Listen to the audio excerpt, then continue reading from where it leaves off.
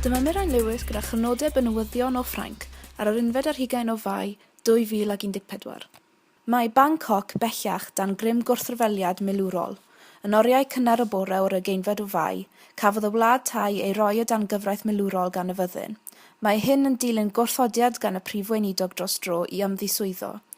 Hyn, sicrhaodd y lluoedd arfog fod y cam yn hanfodol mwyn adfer heddwch a threfn, gan bwysleisio nad yw'r sefyllfa'n gyfystyr â coup d'etat, a does dim angen i bobl mynd i banig. Mae protestiadau yn erbyn y llywodraeth wedi bod yn cymryd lle yng nghanol y dref ers rai misoedd. Ers mis Tachwedd, mae 8 o bobl wedi cael eu lladd a chanoedd wedi eu hanafu. Ar hyn o bryd, does neb yn sicr o amcanion o fyddin tro yma. Ers 1932, maent wedi ceisio achosi gwrthryfel yn erbyn y llywodraeth 19 gwaith. Mae'r cyfryngau cenedlaethol bellach wedi cael eu sensro.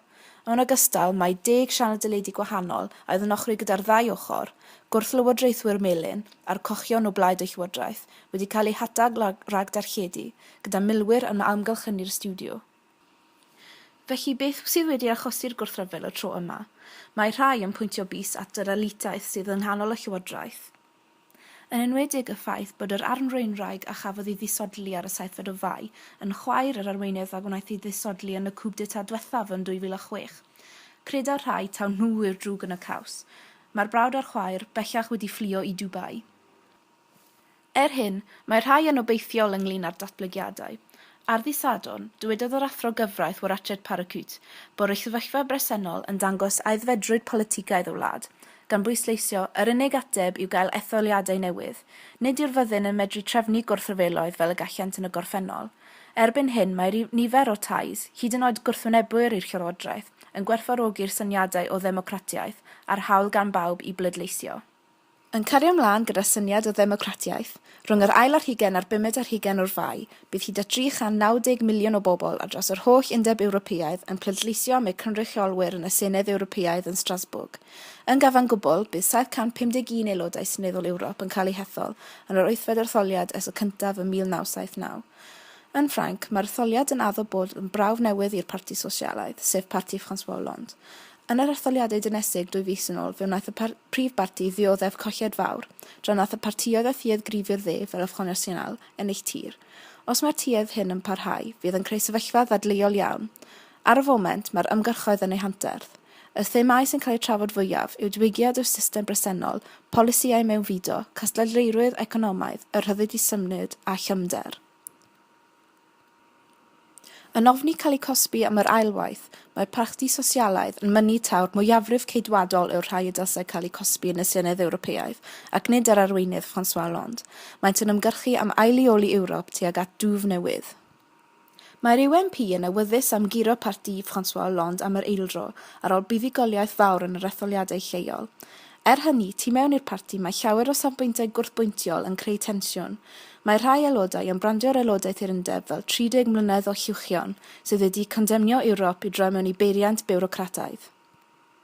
Parti arall a wnaeth yn dda yn yr etholiadau lleol oedd y Front National. Gyda thuedd grif i'r dde, mae'r parti yn gobeithio ennill 5 ar 20 set ar y noson, yn enwedig yn y gogledd orllewin. Gan taw nod personol Marine Le Pen a rwynrag y blaid yw stopio defnyddio'r euro. Nid oes syndod taw un o'r prif bolisiau yw gwrthod y system Ewropeaidd. Maent hefyd yn mynnu bod stad bresennol yr undeb yn symbol o feddylfryd yr UMPs. Yn amlwg, mae yna safbwyntiau cryf a gwrthbwyntiol yn Ffrainc ar y foment. Yn sicr mae'n mynd i fod yn etholiad pwysig a diddorol. Bitcoin. Efallai nad ydych chi wedi clywed amdano fe, ond mae'r cyfred electronig yma wir yn chwyldroadol. Mae tu allan i reolaeth o unrhyw wladoriaeth neu fanc yn freuddwyd wedi troi'n realiti i'r rhai sy'n gwrthwynebu ein byd cyfalafol bresennol. Mae hyn yn gofi pryder mawr ar y corfforaethau sydd yn ceisio i gorau i danseilio'r prosiect. Ym mis Chwefror, fe wnaeth yn bron ennill. Heb rybydd na chyfiawnhad, fe wnaeth Apple ddyleu'r app oedd yn galluogi defnyddwyr Bitcoin i reoli eu cyfrif. Efallai oherwydd bod y Bitcoin yn cystadlu yn erbyn systemau talu'r cwmni eu hunan. Yn sgil hyn, penderfynodd y gymuned Bitcoin ymateb gan gymryd y pŵer yn ôl mewn i dwylo hunain. Fe lansiwyd CoinPunk, meddalwedd am griptio yw ddefnyddio fel llwyfan i Bitcoin sy'n rhad ac am ddim ac anfasnachol. Gall Apple lladd app, ond ni allan nhw flocio gwefan, meddai Caldric, yr aglenydd cyfrifiadurol ac ymgyrchwr a greodd y wefan.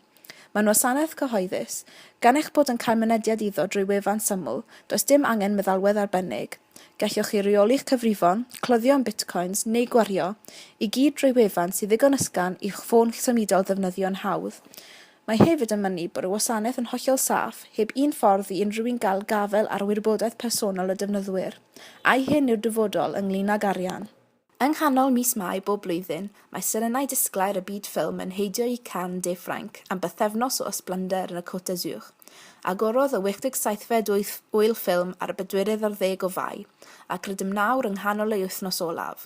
Fel pob blwyddyn, mae wedi bod yn llawn gwynebau a phrogiau prydferth, yn ogystal â ddadlau a dyfalu dros ba ffilm bydd yn ennill y brif wobr, y Palm d'Or neu'r Palmwydd Aur.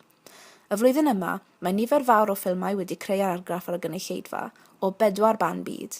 Y ffilm cyntaf oedd Timbuktu, gan cyfarwyddwr o Frwsiws, gyda cinematograffiaeth foethus, mae'n fawreddog a phwerus sy'n dangos reality tref sydd o dan fygythiad eithafwyr ala, tra fod yn nifer o themau gwahanol, gan gondemnio'r camdrin, o'r ddangos ar yr un pryd yr anhawsterau rhwng grwpiau gwahanol, siaradwyr Bambara, Tamashek a Ffrangeg i ddeall ei gilydd.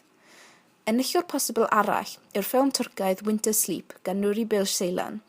Mae'r gaeaf trwm yng nghanol Anatolia yn gefndir i stori cyn-actor sy'n dychwelyd adref i ofalu am westi y teulu ac ysgrifennu traethawd am y theatr Twrcaidd. Mae'n waith cyffroes ac yn gamp o ffilm sy'n para 2 awr. O Ffrainc, mae ffilm Jean-Pierre a Luc Dardenne, 2 jours et 1 nuit, 21 noson, wedi ennill 2 wobr yn barod. Mae'n stori am fam ifanc, cymeriad sy'n cael ei chwarae gan Marion Cotillard, sydd radd fi'n dychwelyd i'r gwaith, ar ôl cyfnod o iselder pan mae'n dygarfod ei fod wedi colli ei swydd. Mae'n stori sy'n adlewyrchu ochr dywyll y byd gwaith, ac anhawsterau ariannol. Mae rhai yn ymateb mewn poen neu gywilydd, rhai gyda chrynodeb, neu'r gwrthwyneb. Mae'n ymhell o rôl Hollywood mae'r actores fel arfer yn chwarae. Bydd yr enillydd yn cael ei gyhoeddi yn hwyrach yr wythnos yma. Dyna ni am y tro. Hwyl fawr a diolch eto am wrando.